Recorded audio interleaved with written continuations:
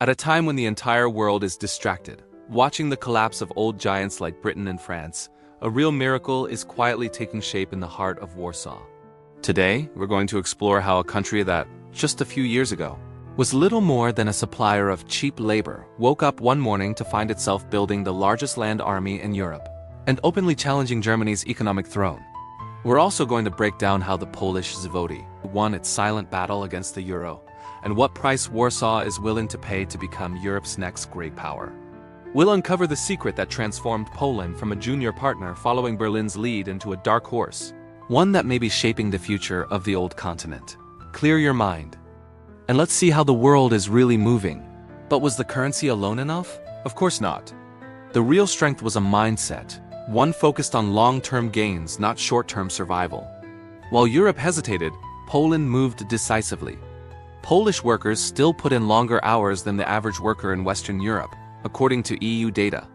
That translated directly into higher productivity and real economic growth. But this wasn't just about working harder. It was about a culture that still believed the climb wasn't over yet. That mindset even began to reshape migration patterns. Once a major exporter of cheap labor to countries like Britain, Poland started seeing its talent return. Better wages, lower cost of living, greater security, improved quality of life.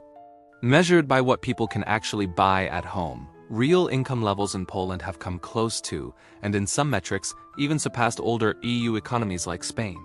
Returning to Poland stopped being an emotional decision. It became a rational one. More work opportunities, lower costs, higher living standards, why not? And crucially, the Polish government didn't leave this to chance. In 2019, it launched a bold policy, exempting workers under the age of 26 from income tax on salaries.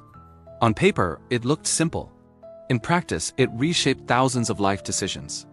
Suddenly, building a future inside Poland made economic sense, especially as cities like Warsaw modernized rapidly, with infrastructure that rivaled older European capitals at a fraction of the cost. But Poland didn't stop at economics.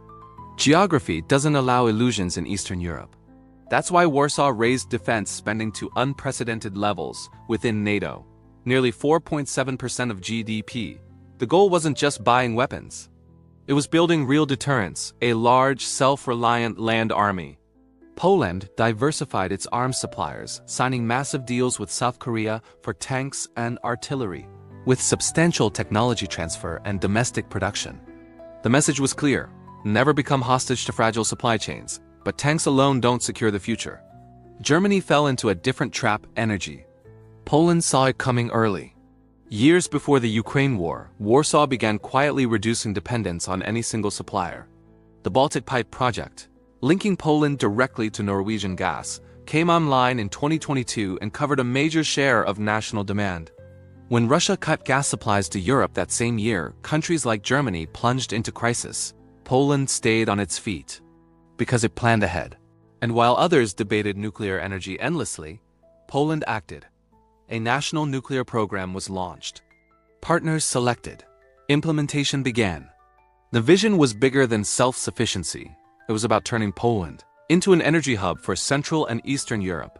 Gas, LNG, nuclear, energy security as economic independence. Still, every rising economy faces the same danger: the middle-income trap. Too expensive to compete on cheap labor, too weak to compete with high-tech innovators. Poland chose to break the trap. Instead of remaining an assembly line for German multinationals, it moved aggressively into technology. Today, Poland's IT market alone is worth over $30 billion.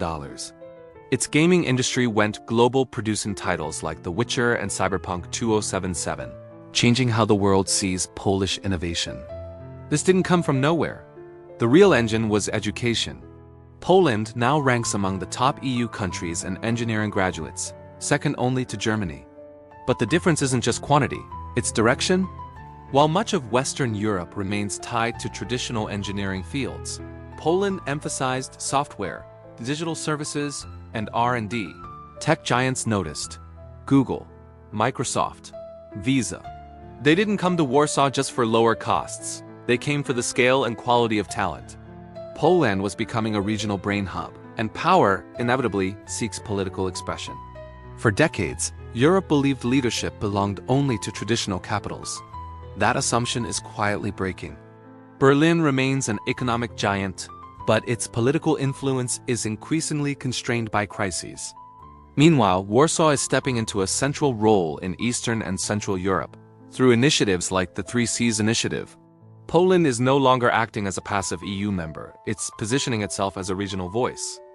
So much so that it openly declared its ambition to join the G20, to give Eastern Europe direct representation at the global table. A key part of this transformation is Poland's close relationship with the United States. Washington sees Warsaw as a reliable pillar on NATO's eastern flank, a country that invests seriously in defense and avoids endless strategic ambiguity.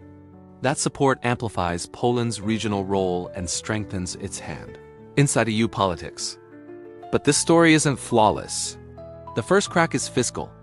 Rapid growth and massive defense spending have pushed budget deficits higher and public debt towards 70% of GDP. The government is betting that tomorrow's growth will pay today's bills. A risky bet. The second vulnerability is Germany itself.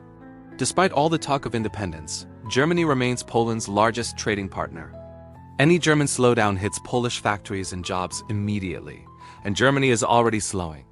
The third and most dangerous challenge is demographics. Poland has one of the lowest fertility rates in Europe. Population decline is coming.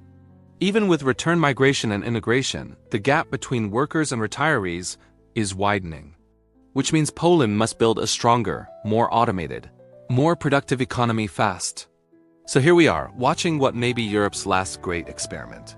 Is Poland witnessing the birth of a new giant, one that cracked the code of growth while others fell behind?